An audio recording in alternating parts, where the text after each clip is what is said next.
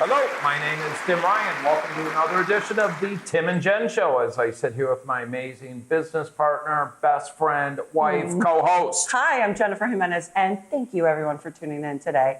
We are so excited that you are here. We have been talking and nonstop. And it's been a crazy few weeks. Candace Barlux, Media, Chris, Shakira, the whole team, thank you. It's been a few crazy weeks, but when you're in our world of mental health and substance abuse and life and the entertainment field, it's complex. And yeah, I mean, we've had we've been on like 10 for a few weeks, very little sleep. And I'm glad that the other day I said, babe, I need to pull us back. And I pulled the reins and there was like a half day of calmness and time for us, because it's so important, because we can easily forget to spend time with each other. Even though we're next to each other, like to spend quality time with each other is so important. Absolutely, and our guests coming up are going to be able to talk about that, because this is the first time on the show we've had another couple that went through addiction and now in long-term recovery, and they both work in the industry. But that's going to be cool to talk about, because people working in the industry or helping people's one thing. My own recovery is one thing. Your own recovery. Guess what? Then we're husband and wife, and we have a relationship, and I got a shitload of kids, and now you got a shitload of stepkids, and all these other, and you need time with your mom, and I need this, and it's hard to balance everything. It is a lot. And people think, oh, you guys got this great life, and we do have a good life. We've worked very hard for it. But it's a balancing act. It really is. It's a dance. It is a dance. It is a dance. And I'm so excited to be hearing some tips on that and what their lives are like with our guests coming up. I also want to address this, because when I was getting ready right now, we were listening to the news. I can hear it in the other room, in the bathroom, and they were talking about fentanyl and the overdoses and like how dangerous it is. Let me just be clear, you guys. Trying to go out there right now and buying on the streets, you're literally going, and this is what you're saying, I'm gonna play Russian roulette with a loaded, and let me repeat, loaded gun. There's no win in this game. None. And I've been seeing it. Tim and I, we've been talking extensively about this for like 8-9 years. East Coast, it was all over. I've been in the East Coast. I've been living in Florida, between Florida and LA. I've been speaking all over the country for 8.5 years. I've seen where this is up, like where meth is more, heroin. It doesn't matter.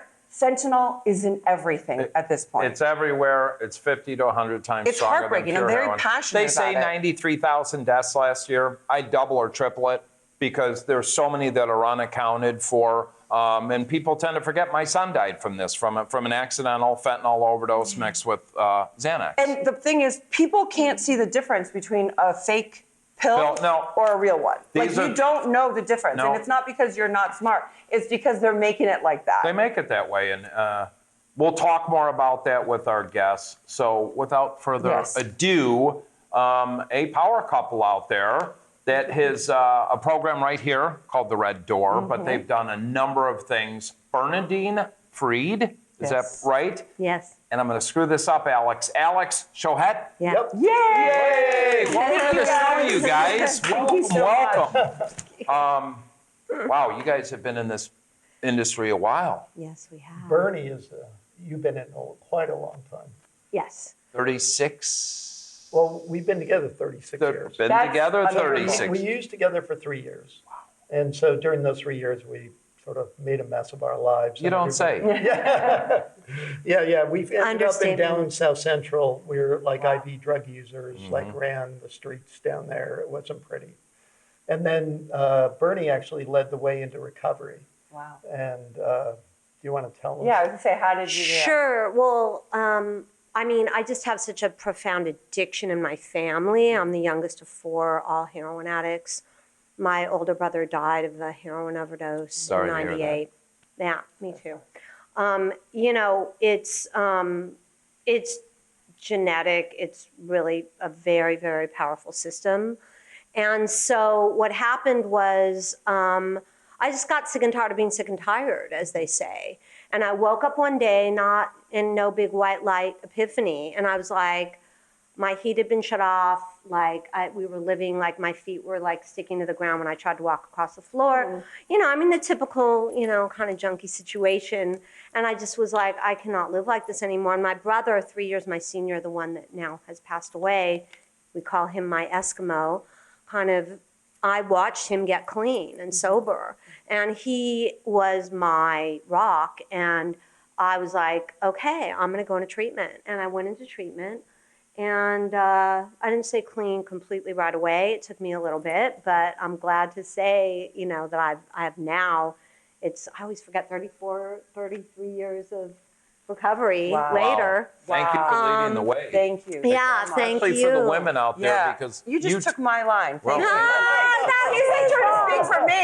I'm learning. I know, all the time. No, but for women like me, I mean, we need you. We need Thank you. you. Thank you. Thank you. And yeah, I mean, the fact of the matter was I just didn't know how I was going to get through a day without fill in the blank. Fill in the blank. Ooh, yeah. And so, you know, I also had when she went into treatment, so she went into Cedars, right? And That was it. hospitals had treatment centers back then. And I thought, oh, I'm going to have it easier because now I only have one habit. Sure, one to pay for. Right? Yep. So I thought, Isn't it crazy the way we rationalize things? That's right. I mean, That was really nice of him, wasn't it? Yeah. Thoughtful. I lasted a weekend. Oh, wow. Yeah, it was a real long run. Yeah. And then she sent her sister out to find me because she hadn't heard from me in a while from the hospital. sure. Of course, Found me in payphone. South Central, like got me into a treatment center, and Wow. Wow. Unbelievable. Yeah. So, you know, we made it. I mean, I made it out, and it was really miraculous, especially given my history. And you know, I had Hep C. That was one of the things that, you know, happens when you've been an IV drug user. And thankfully, I'm cured from that. Amen. And then, well, the rest is kind of history. Alex and I got back together, and How long after did you guys get back together? well, I went to, you know, I relapsed after I went to that hospital. And so it took me 6 months after her to actually get into a long-term program. I went to Impact. There you Wow. oh yeah, for it's you. no joke. You know, the Yeah, no- interesting, Cry, help, and yeah, impact. That's what I the interesting thing is, though, my first time in treatment was 1990, and I looked in the phone book, but I went to a place called Parkside Lodge, which was a mini Hazleton. Great program.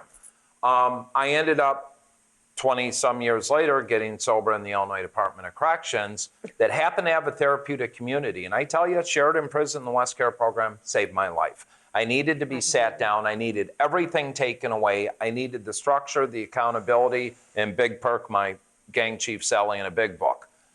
But I look at a lot of the clientele that we've run across, and people don't understand. I mean, working with addicts and all this is one thing, but some of these people that have, you know, disposable income, it's very hard to hit a bottom. And their bottom's usually death. Exactly. You know, it's, and the amount of years you guys have been involved, 30 years, the amount of people that you've seen from the streets, because I know you do a lot of nonprofit work and street outreach and all that, but the people you've crossed and the people you've helped. You ever sit back and look at that? I mean, I think one of the things, I've read a lot of the studies, you know, with evidence-based recovery from NIDA, which is National Institute of Drug Addiction. And I think they've got it right. I mean, what they say is it needs to be individualized. Yes. And when you think about like, you know, people coming from the street or people coming from Beverly Hills mansions. Two differences, and people don't And then there's the people coming from Beverly Hills mansions that aren't on their parents' money. They're on their own money, and you're like, there's no disposable thing. They don't even understand the spiritual malady that we're suffering from, that we're trying to point out to them. What do? You know? Well, I think you meet them where they're at. Yeah. And, you know, and I think what that looks like is that there are bottoms, but it's like looking through their eyes at what their bottom is. It's not financial because they probably have more money that will last forever. What it is that it's like, how's their relationships with their friends, families, work, you know, themselves? Are they physically suffering? Right. You know, and what you can find is when you actually get close to people who have lots of resources, you'll find where their bottoms are. It just doesn't look like everybody else's. Exactly. And, you know, it's interesting because once I got with this beautiful lady and she suckered me into moving to Beverly Hills, California. The recovery in the rooms, I've never seen. I mean, to be at a meeting, you got to be 10 years to speak. And I mean, it's hardcore here, a lot of it, but I've never seen a better foundation. But then I see more chaos than some of the things I scratch my head at. I mean, I had a gentleman reach out to me during COVID who's a sober companion and had a A-list celebrity who was working with and said, I have COVID, can you take this case for me? And I said, what do you need me to do? Well, I need you to go shack up with this guy in this really nice hotel, and he's going to smoke heroin, and you just kind of watch him. I said, what? Oh, and you can't talk recovery. And he's got COVID. I said, no. I said, first off, COVID or not, maybe. But I said, if I can't even talk any recovery, I'm not interested. I'm not going to sit there and just watch someone get high, get someone else. I get it. But if I can't talk recovery, you can't open the door. You'll never be able to help this person. Yeah, I mean. Oh, go ahead. Go ahead. No. You go ahead. You're the host. No, go ahead. Ladies first. No, go ahead. Okay, well, what we try to do, right, is first meet them where they're at. So we start with the hotel, with the heroin, with not talking about recovery. But if you connect with a person and you actually are patient, you'll see the opportunities to then bring them into recovery, right? Yep. But it's not that we're ignoring it, we're pacing it. Yeah. Open for the best. Well, the problem is you have to really consider when somebody is, and think yourself, in the absolute throes of addiction. I use the term of holding space for the person. So like I have people that I work with, like I'm thinking of somebody in particular, where he could literally only handle like sitting with me maybe 10 minutes at a time. And you know what? That was fine. Yeah. If he could do 10 minutes just without, just talking. We didn't even have to talk about anything. Right. And over time, I mean, that person is clean and sober, and they, God willing, they have like almost 7 years. But my point is, you start where you start and where you're going. You have to really think about that. Meeting the person where they are, they're sometimes unable to handle even having you near them. Yeah.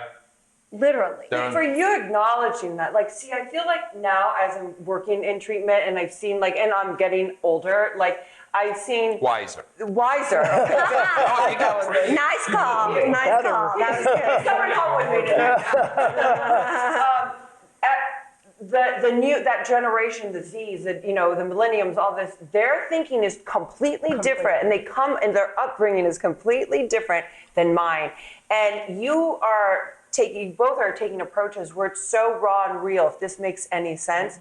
That's what we need. That's what people, when they're getting newly sober, I don't want to feel like I'm, I know that I didn't, and I know that a lot of people that I've seen and met with and worked with, they don't want those okay, well, thank you, you did your 1 hour. And it's show me that you understand me, please, because I don't understand me. And I feel that you guys have this. Well, it's more individualized.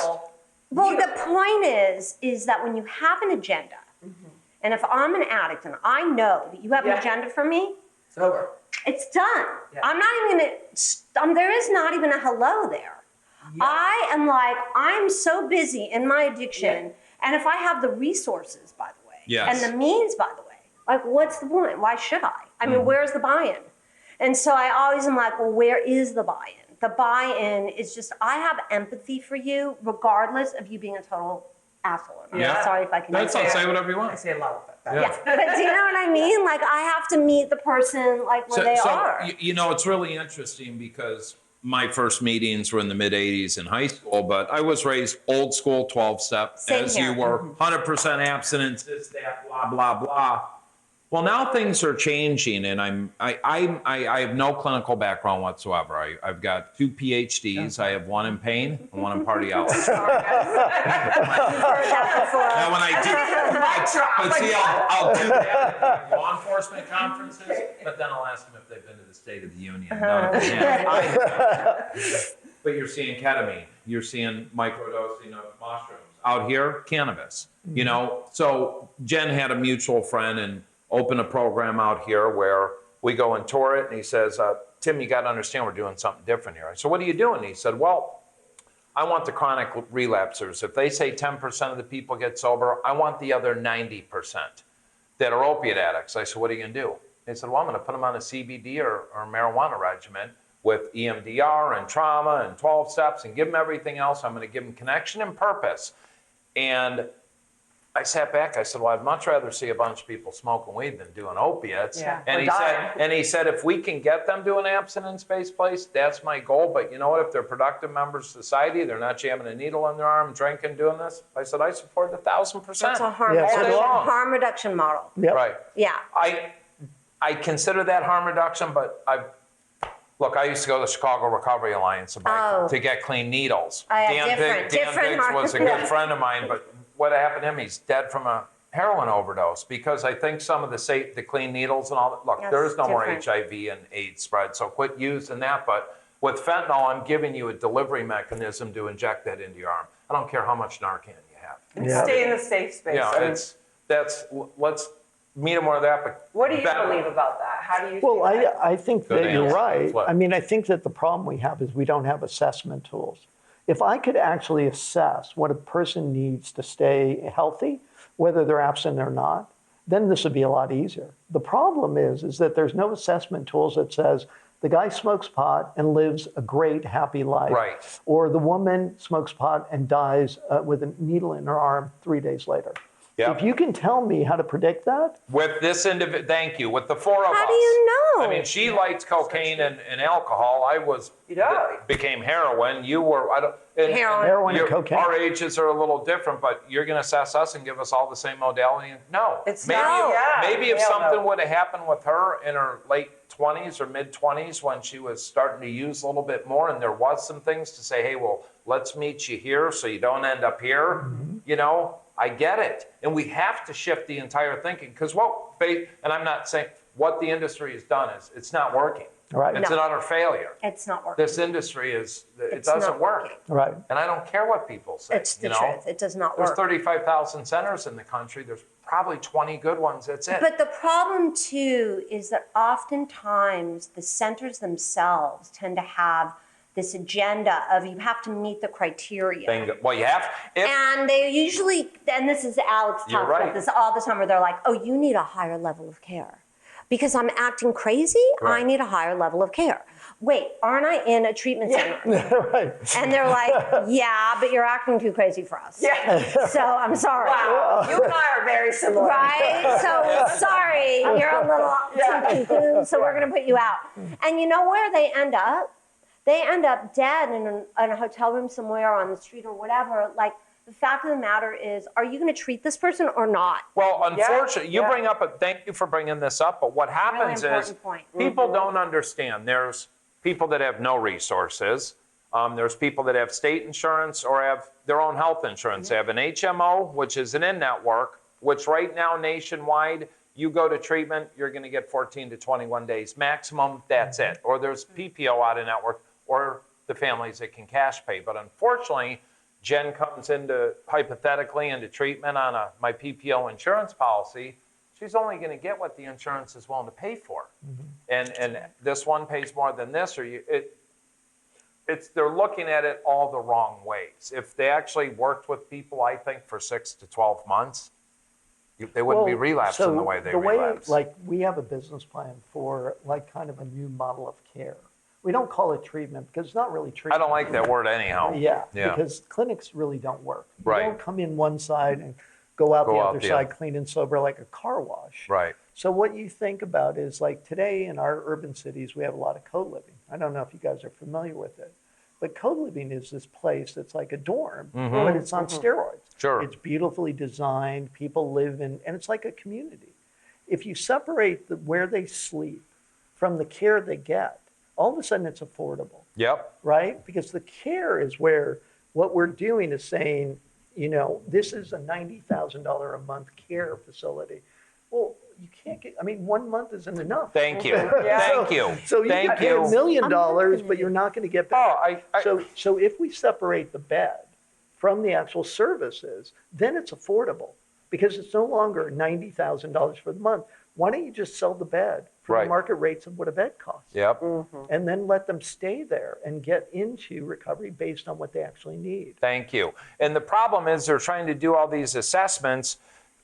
Jen even said she's in her treatment center and she can hear the doctors on what they should diagnose her. And she looks at them and says, how about an addict? Yeah. How about an addict? Yeah. You're trying to call me bipolar, this, schizophrenic. I mean, I'm all of it at the You moment. got to get everything out of the Let me system. be very clear, yeah. You know, and I don't have a clinical, but from a clinical background, someone really needs a good 90 days to 6 months before you can really do a true assessment of their psychological needs, right? Exactly. Thank you. Because also people get misdiagnosed so often, especially addicts, because there's still like detox can look like schizophrenia, Sure. right? Amphetamine, amphetamine psychosis mimics schizophrenia, Right. or somebody in a bipolar disorder in the manic episode. So they oftentimes get misdiagnosed. They end up on a bunch of different medications they really don't necessarily need. And so they're completely like more whacked out than when they walked in my opinion. Yeah. So I think like in meeting people where they are, you have to really, really take into consideration slowing down, It's which not most a race. places do not want Nope. to No, do. they want to turn 'em and burn 'em. meeting them where they are. If the person can't sit in a group and tell you what you want to hear all day, it doesn't mean that he's not worth being treated. It means he is suffering. Well, you know, it's interesting. We have an individual we know that's in the industry, and he was telling me, he said, you know, I had this female come in. She happened to be a cash pay, but she has chronic pain, and she uses cannabis, but she's a hardcore alcoholic. He said no places would take her because she still wants. He said, I took her, and we got her on a CBD regimen, more vitamins and stuff. She smokes a little bit at night now to go to sleep, but she's not drinking anymore. And that'll kill you a lot quicker. So I gotta say, because I keep wanting to say this and then we got sidetracked. So you guys have been together for 34 years? 6. 36 years. Yeah. You guys work together. You guys have been sober, and you work in this business, which is so crazy. How do you balance all this? Yeah. How did It's you a lot. figure it out? It's a lot. Because I need to know the secret. Yeah. Well, I respect her. I mean, one of the things about growing up together, and that's what we did, is that we change at different times. And so we're learning different skills. And so part of what was happening was I would learn a little bit more about being a man. She'd learn a little bit about being a woman. And then we would like catch up to one another at times. And we'd get lots of help. Like, you know, we went to therapy for years. Absolutely. And did all the things. We went to couples retreats in AA. We participated in all the couples things to try to figure this out because it is hard. All while staying in this industry. Why did you choose to stay in this industry? Because this industry, there's these little trolls that sit behind their computers and like love to just write stupid things for no reason, and then because they hate themselves. So they'll just spew hate on social media or on the internet because just for fun sakes for them, for shits and giggles. But then it takes effects on certain people, whoever, you know, it can really hurt or damage people, and then it can't, but you start getting annoyed over it at times. And how do you continue wanting to do this every day? Because it's a higher purpose, I love that. right? That like, I mean, for me, I didn't always work in this field. For a long time, I was a tech entrepreneur. I started 3 tech companies and sold them. And so a big part of my first 20 years where Bernie and I were together, we didn't work together. Right. But I relapsed. And when I relapsed, I had a really hard time coming back. And during that period of time, I had money, we had a very nice life, we had a new baby, but I couldn't get sober. Sure. And so when I went into long-term treatment the second time, then what happened was I found purpose. And I thought, look, I'm an entrepreneur and I'm also in recovery. If I put the 2 things together, maybe I can actually, my life might matter. Wow. You just hit me between the eyes because I came out of prison, started some sport groups, nonprofits, stumbled in treatment. My son dies. I'm all over the country speaking in TV shows and this. Had another daughter, but I wanted to blow my head off because all I was doing was like fucking giving, taking, and living on planes. And here, I got to save this one. until this lady walked in. I'm in the middle of my second divorce. I want to partner up for business. I meet her at the airport, fall in love instantly. I told her 4 hours later, I'm going to marry you and spend the rest of my life. She goes, maybe you should get your divorce done, sow your oats. Let's talk about that later. But the point is, we were, a week later or whatever, I was sitting on the balcony and Jen's sitting in a chair. I'm outside. I smoked at the time. And she says, Tim, I just tell it the way it is. I shoot from the hip. She said, I've been where you're at. And you can stay stuck and stay where you're at, and I'll love you and support you.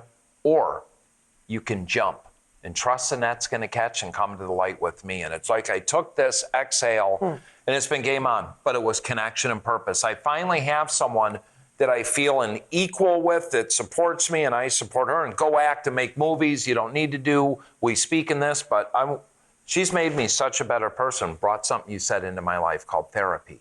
We want to talk to you about Clean Cause, better caffeine. What's in the can? Our organic, sparkling Herba Mate is a premium pick-me-up that won't let you down. Every can of Clean Cause contains 160 milligrams of better caffeine, and each sip supports recovery from alcohol and drug addiction.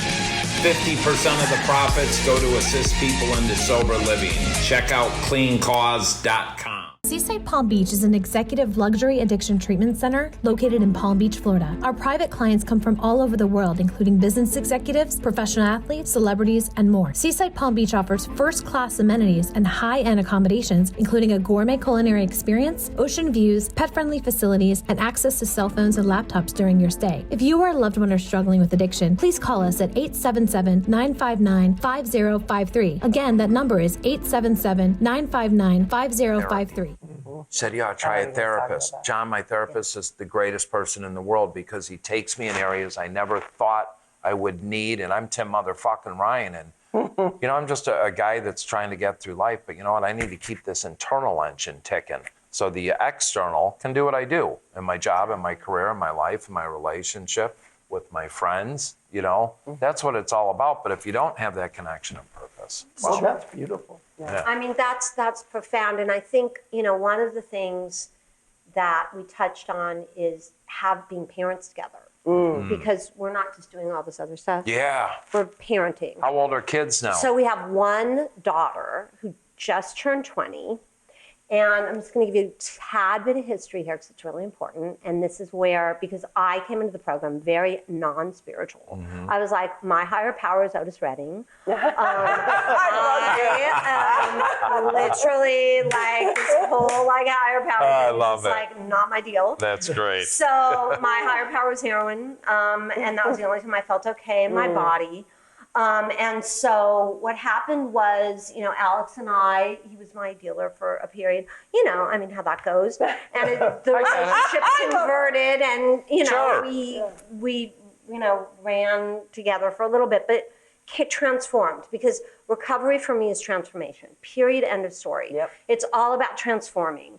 It's the cocoon to the butterfly to the sailing off because if I'm staying in one place, then I'm not doing something right. So I want to get back to our daughters. So what happened was, you know, we ended up getting married. My father, who's a judge, he married us. It was really beautiful. And then never thought I was going to be a mom ever. 3 years into our marriage, I found out I was pregnant. Little did I know he was still using. No, I started using when she was 3 months pregnant. Oh, okay. Sorry. It's all good. I get it. Anyway, bottom line is, I'm in a hotel room, 6.5 months pregnant. I had this weird, like, inkling feeling. I need to go in the bathroom and just, like, check on him. I look, he's covered in track marks. I'm like, okay, so what am I going to do? So what I'm going to do is I'm going to show up, and I went to a meeting across the street. I was, like, in the middle of nowhere, pregnant, walked in tears, sobbed. Thankfully, it was, like, an all-gay meeting, whatever. They were fantastic. They loved godlike. me. I mean, literally. Like, oh I mean, they were like the most amazing. I'm going to cry for this story. It was really powerful. And so hence the due date that our baby was due, was the beginning of August. And what ended up happening, I threw him into treatment in the treatment center I worked at, by the way, no less, and called every favor I had and put him in treatment over and over. But he was in treatment, thankfully. And anyway, it kept getting late. I was more and more pregnant. I'm like, hello, am I going to have this baby anytime soon? Anyway, I went into labor at 12:08 a.m., August 13th, which was literally the anniversary of the date of my brother's death. Wow. The day he OD'd. She was born August 13th, the morning of. Wow. At 9:08 in the morning that day. And so instead of going to the cemetery, which was what I normally do on that day, because that's the day that he died, our daughter Daniela, who she's named after, is born. That's a God shot if I've ever seen So one. I thought I'd share that with you. Wow. Thank you for sharing that. That's beautiful. Thank you. That's Yeah, and so I get to see her. That's powerful. yeah. Like So power. if you ever I was one of those people that really needed to believe in God. Yeah. And all I have to do is Saw look it. at our daughter, and there she is. And that's, been the truth. Yeah, and one of the things that happened, when Daniela was going to NYU, she was applying, and she wrote her college essay, Yeah. and she described my early relationship with her when I was using. Wow. And she talked about how, even though she was very young, having a father that was thrown into addiction, and how her life has been after I got sober again. And of course, with Bernie, was a rock. Yeah, Transformation. It's crazy. I mean, all my kids knew me in addiction, but now sober, and then my little Mackenzie, our 6-year-old, she's never seen me drink or use. But like my 20-year-old daughter, the relationship we have now is only because I'm sober, and Max and Tanner. And then when I met them, I was like, so, you might want, I always remember, because I'm not a parent yet, my own kids. And I always was taught when I was sponsoring girls, I'd call my sponsor, I'd be like, there's no way I can sponsor. I don't know what. She's like, what would you want your mom or dad to do? And I was like, ugh. So I'm like, why don't you not be on the phone and not take any work calls when you're with his 20-year-old? Yeah. And she'll be like, Dad, it's the greatest. I've had the best relationship. Now, 3 years into it with her, they have the greatest relationship possible. It's amazing. I mean, it's That was great. Yeah. I mean, what Yeah. a beautiful And it's little opportunity. things, yeah. And, the thing is being parents in recovery has its own set of, problems, and it's good and bad, and it's beautiful. And I think we've done a really Bernie beautiful gave me job. a book early on in the, Daniela's life, which was called- Codependent no more? Right? I gave that one to her. Yeah. Seriously, I could have used the intervention. Drop the rock. Especially at the time. But it was Daniel Siegel's Parenting from the Inside Out. And what it says is that you have to parent yourself before you can parent anybody else. And I thought that was brilliant. It's the truth. Nobody gives you a book on how to become a supermodel and an actress, or become heroin addicts, and now I'm a clinician, and I'm a technology serial entrepreneur. Or be a mom. And, whatever. And you just try to do the best you can. But if you're not connecting with the right people and always learning to better yourself, you're a sinking ship. Right. And that's why I wanted to answer your question earlier that you asked him, why do you do it? Because... Why are you answering Well, it? I was thinking because Well, Tim, I'll ask you, what are you doing? the reason is, it's that message you get from that one person. Hey, 3 years ago you spoke in the prison, and I bought your book, and I got whatever it is, because you're always going to have unfortunately, the people that die, or the families that want to blame you, or whatever. But I look at those ones that turn around, or that parent that says, hey, thank you. Thanks for taking my 822 phone calls 24/7, and just what we do, How do you balance, Bernie, being a mom, being a wife, because sometimes that's a full-time job, no offense. With me it is, definitely. And being, working in this industry, all your clients, how do you balance you and your friends, family, other family members, I'm sure? Yeah, I mean, for me, it's all about, I'm very selfish. You are. Talk about that. Yeah. With my own self-care part. Good. And what is It's that? like whether it's hiking, whether it's doing my own therapy, whether it's doing just my own thing, going out with my girlfriends, taking time for myself. You know, it's unfortunate, it's actually really sad. I'm a big horse person, equestrian, and I had a horse. He just passed away. His name was Buck. Oh, I'm sorry. He's 30 years sober. I'm Sober. He was sober. He was on that barley. Good one, yeah. Buck's eating too much smoke. That's hysterical. Oh my God. Wait, reason, okay. I'll tell you why I said that. I'll tell you exactly. Because I associate him with my own recovery. Absolutely. And I'll tell you why. Because I rescued him. Oh. Because I rescued him. He was like skin and bones. He was on the rent string. He was a total throwaway horse. I mean, literally. And I rode him and fell in love. And Alex bought him for me as our anniversary gift. And so he was a complete, like, bucked everybody off. He was kind of a nightmare. He was like, ate everything. And he was great, though. I mean, he ended up, you know, being totally just such a metaphor for my own recovery in the sense of his healing and watching him grow. So he did. He just passed away recently. But that is one of the things I used to do, thank you, is trail ride. So, you know, I still trail ride. That's my thing. And just get out, go and be in nature. It's really, really important to me. And spend time with our daughter, you know, and each other. You know, just being able to build a life. That's so beautiful. You know, I've seen a lot of friends important. in It's the critical. industry, too, that say, I'm it. You know, when I get home at 7 o'clock at night, phones go in the basket. We have dinner with the kids. We do this. I don't take it out till 6 o'clock the next morning. I love that. Yeah. I don't do that. Well, Jen Can taught you intervene on him, please? have her spend a night with Jen. So when no, not like that. I met Jen at 3 cell phones, and they would all, I'd answer them at 20, and she sits up in bed one night. She goes, that's it. Give me your phones.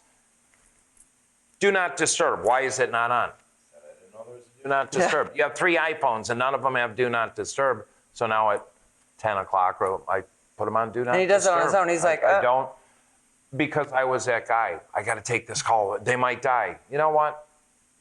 I'm sorry, but I'm not God, and I'm not going to change. In this industry, you have to think and act quickly and change this and that, but you got to have balance and downtime too, because it will destroy you. It's true. It will destroy you. It will. I mean, we just got thrown into one 2 weeks ago. I mean, it was 100 hours plus with this person in 6 days. And intervention and this and AMA and just a nightmare. But You got to have good self-care. yeah, you have Period, to. end of story. Otherwise, you'll be chewed up and spit out. I mean, and because I've been at it for so long, and Alex has too, you know, you have to really know how to pace yourself and ask the deeper question, you know, which is, am I really going to be useful for this person? Because that's the other thing is, you know, there are a lot of clinicians or people out there that think they can work with anybody. I can look at the person and go, I don't actually, no.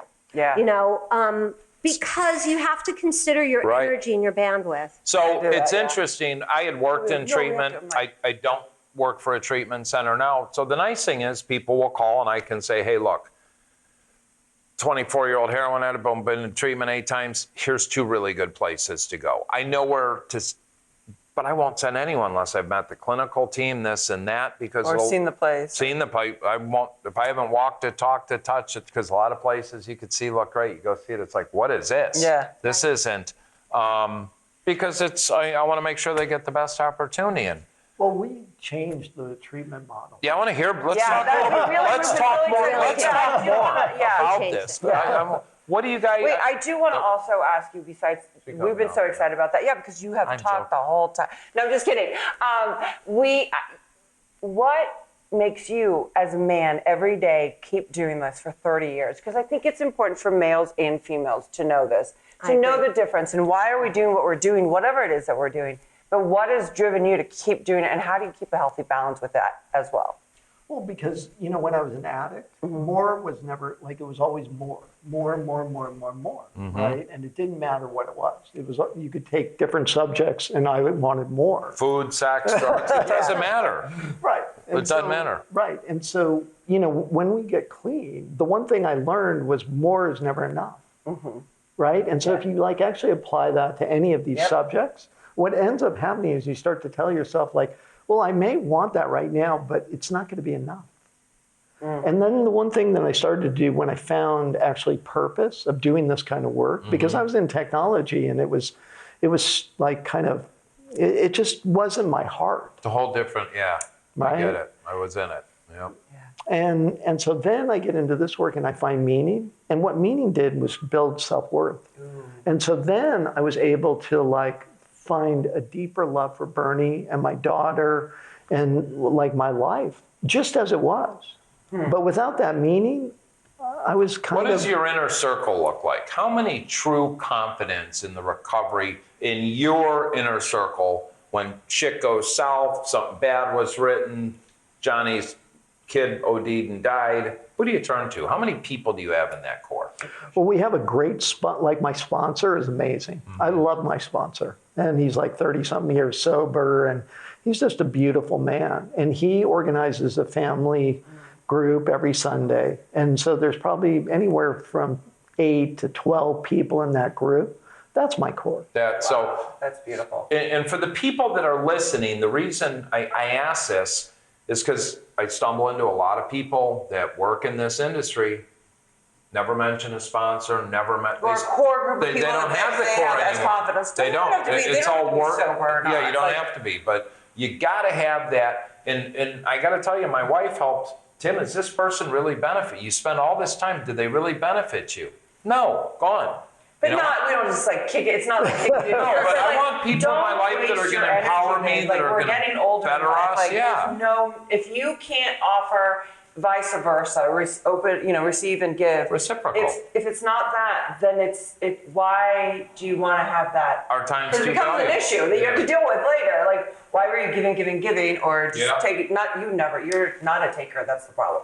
You just Right. give. So Take time to talk But when I want. it's important, that's part of your program, if you will, that you're having balance in your life, right? Yeah. Because it's so easy to just convert my addiction into work.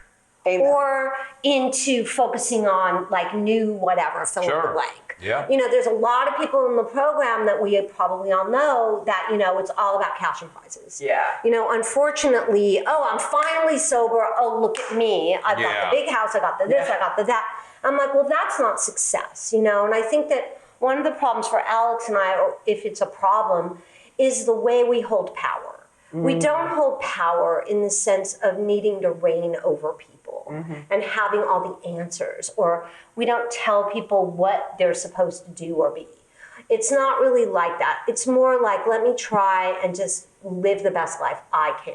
Yep. And that's really what it comes down to. And our approaches are very different. And one of the things that I think it is important for us to touch on is psychedelic medicine, because we haven't touched on it. Let's go. And I think it's important because it's so easy for people to just like, sum it up with all the other, addiction. Oh, you're going to abuse that or this or that. And, the fact of the matter is, if you look at trauma, which is something I am, I'm a trauma therapist.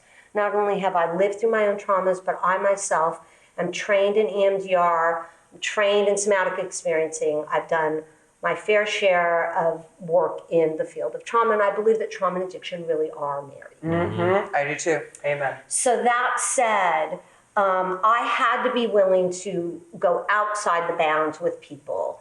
Now, I myself don't give people medicine. That's not what I do. Right. But I believe in people that explore that space, because it actually helps people feel safe in their body, sometimes for the first time. Yep. And for people Repeat that. Repeat what you just said. Feel safe inside their bodies for the first time. People don't understand, if you're struggling with addiction or mental health, Jen, what do you say? To shut the voices off and I can just feel and be still. Keep going. Thank Exactly. So it's very important, like with MDMA-assisted psychotherapy, which is like, if you look at MAPS, MAPS.org, which is a multidisciplinary association of psychedelic studies, and you look at some of their like clinical 3 trials, you'll see that the use of MDMA therapy for people that have a history of complex PTSD or trauma, that it actually is a game changer. Absolutely.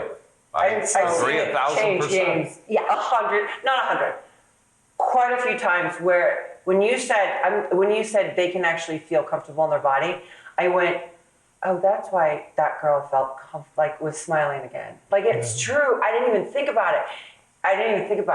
Amazing. It's because some of the symptomology of complex post-traumatic stress disorder and trauma in general is you're in a state of constant hypervigilance. I tell you, yeah. Constant. Yeah. And so what MDMA does is, because it's a serotonergic medicine, is the person is flooded with serotonin, hence they're feeling safe in their body. You can actually go in and do the deeper work with them that they haven't been able to do. That said, with using these kinds of medicines for therapy, which is medicine, sacred medicine. It's not like, oh, I'm going to a rave, I'm going to it's very structured. It's all about set and setting. It can't be done like on their own. Has to be done in a clinical setting with the right Trained people, staff, trained and ready to know what they're doing. I think 60 Minutes did some great episodes on ketamine, on psilocybin mushrooms, on MDMA. And what I do, for me, the average, I read, I follow the data. I pester that guy, Dr. Drew Pinsky, and say, hey, Drew, what about here? And he'll send me, read this or do this. Responds. I can't give medical advice, but I'm working and in contact with enough people that I need to be able to guide and say, you know what, you need to go see Bernie and them, that you're a fit for this. That's all I do is connect. Yeah. But it's getting people to the right program where they can get the damn help. Exactly. If I needed to, I'm sorry to cut you off. Go ahead. If I needed to have heart surgery, I would go to the hospital. I'd let them cut me open, put anesthesia and any kind of drip in there. Let me take care of, let the doctor do what he needed to do, sew me up, take the pills afterwards, follow the regimen of what I needed to do. Why is anyone giving any negative attention or feedback on something that's actually going to make people feel comfortable in their skin for their first time? That's Yep. great I job. Agree. I don't understand it. I don't understand why we're even having a conversation about it. Education. This is even, or people's thoughts, not us have a conversation, but people are. Well, the having the 12-step wrong- model, unfortunately, sometimes the way it's interpreted is any drug that affects you from the neck up, right? And that can, for some people, be an antidepressant, for example. Sure. But the point is that it could be seen as the person is, quote, relapse. Yeah. So I agree with you 1,000%. I'm a 12-stepper. I think it needs to be rewritten. I gotta tell you, this story, I had this woman that, if I said her name, you would know, is a prominent figure for decades in the rooms. She was my sponsor. It's like 2000. She still is your No, sponsor. not Teresa. Teresa's okay. Teresa Fair. She doesn't say her name. But this one year, like 2000, early 2000s, I go to the rooms. I'm nearly sober again, and I suffer from migraines. They give me Imitrex. I'm in the room. I'm literally like maybe 10 days sober. And I was like dying, about to throw up with her at the meeting, Rodeo, like da-da-da. And I'm like, I need to take my Imitrex. She's like, you're not sober, you just relapsed. Oh, no. And I was like, you're telling me that I'm Imitrex. Oh, my like, gosh. Because you're the dog. But it goes back to this, what we're talking about right now. Like, it's such a misconception of what people are saying. We have to grow with the times. We have to realize that things are a lot, if I realized how dark my traumas were and how bad they really were, because I didn't know, because I disassociated with it, my goodness, I had no shot of being alive. I didn't understand until I got sober in a fucking prison cell, doing my fifth step. We need to change with the times. Yes. The big book needs to change with the times. And I'm not saying that. There's many ways to recovery, and I am 12-step based, and Same. I am too. Yeah, And I am too. Yeah, it's good. But I mean, I would not have made it without AA. No. No way. I exactly. would not be sitting here sober. I want to jump in here. thank you. Because- Thank you for explaining that, because we needed. It's very and thank you for important. doing this. You guys are doing this. This is what you're doing. Thank part you. of But here's the process. Okay, here's the problem. The government, the DEA, all this shit what they made illegal, which actually works. I've 8 pounds of magic mushrooms and all that. I loved it. If I could do it all the time, I would. I haven't in almost 9 years, but I had no bad experiences. Have people? Sure. we've got to start shifting our thinking. Too many fucking people are dying. Yep. I've been to 150 Many funerals. people I haven't are been to one dying. in 3 years. I quit going. You know, I'm sick and tired of burying people. And it's, unfortunately, Jen said, what's it going to do to change? I said, it started changing a little bit when a governor's son died or a mayor's son or this TV personality. I've been speaking about, my TED Talk from 15 was on the opiate 2015, pandemic, yeah. 2015. It needs to get into education. We need to be educating the educators, the clinicians, and the people that work in this industry. I'm sorry, some of them are the stupidest people I've ever met. They have no business working in this industry because you don't have compassion for people. I don't know why you're doing it, but we have to start trying different modalities. We really What we're do. doing isn't working. Well, you know, one of the biggest problems we have is multidisciplinary teams. Like it's a team sport. Right? I can't do it alone. She can't do it alone. I don't know anybody who can do it alone. With people that are like have moderate to severe addictions or mental health issues. So the first thing we all have to learn to do is work together, because none of the clinicians, or not none, but a very high percentage aren't trained in working in teams. Right. And so what they fight over is, you shouldn't have given them the cell phone. Oh, you know, and we spend all this time Worrying with these, about the wrong shit. Right. Thank you. Worrying about the wrong shit. And it goes back to what you said, Bernie. We got to meet people where they're at and build a plan for each individual. Not for, oh, you're at XYZ treatment center. We throw 40 people in a room. You sit there, you sing Kumbaya. How you feeling today? Let's do a morning pull-up. What? Let's get to fucking work. Right. Right. But I can hold my breath, Right. like the best of them, Yep. for as long as I need to, until I can get out and do what I'm really good at. Thank you. And I'll So tell you I everything want you to wanna treat the hear authentic. and- Yeah. I want to treat the authentic person. I don't want them to hold their breath until they can be real. Right. Because without actually being who they are, then where are we going to go? So I'll tell you, True. here, we're in Florida at our place there.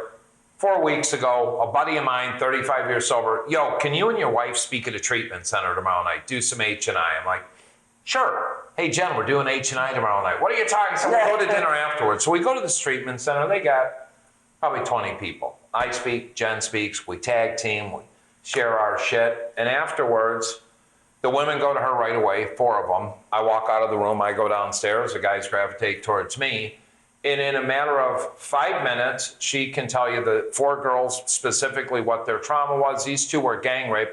Their fucking clinicians don't know any of this. Then I'm downstairs with the They're walking veteran. with this, like, Yeah, this veteran guy, he's like telling me he got here and he's got to leave. I said, no, this is a 90-day program. You can stay here longer.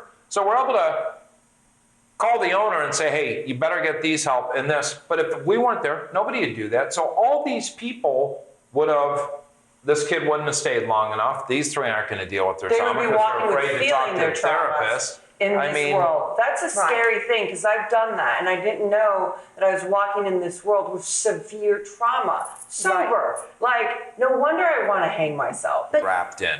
I mean, Christ, everyone lives on this. Why Right. can't you have an app on here that monitors or this or sends an We have- alert? I mean, it's amazing the things. How can people find you guys if they want to learn more about you or well, reddoor.life. reddoor.life? Yeah, so it's period life.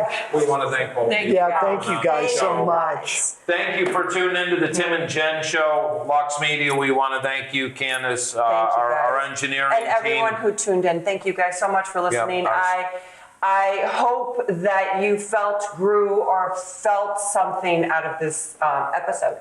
And if not, dial in again next week. You'll have another one.